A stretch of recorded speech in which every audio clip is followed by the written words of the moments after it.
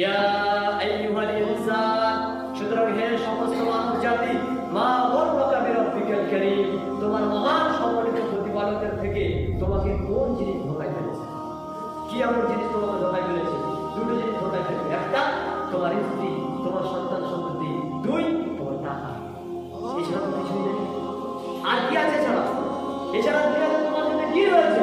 কে তোমার জন্য কাঁদবে? কে তোমার জন্য দোয়া করবে? কে তোমার জন্য মায়া করবে? আখের তোমাকে কেউ চিনবে না। তোমার বাপ তোমাদের এমনিতে পালিয়ে যাবে। তাহলে তুমি কোন ধোঁকায় পড়ে আছো? আজকে টাকা তোমার রয়েছে, টাকাই থেকে যাবে। স্ত্রী রয়েছে, স্ত্রী থেকে যাবে।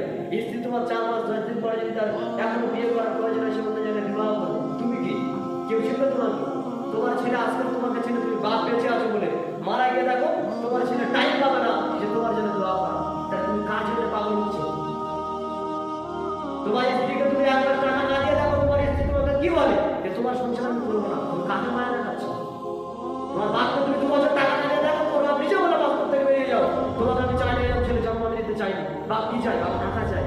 সেটা তুমি তোমাকে হিসাব করো যে তোমার হালাল টাকা, তোমার হারাম টাকা, তোমার স্ত্রী, তোমার সন্তান সন্ততি, সবাই প্রত্যেকের দুনিয়াতে আছে একটা মায়াতে, যেটা হচ্ছে স্বার্থ।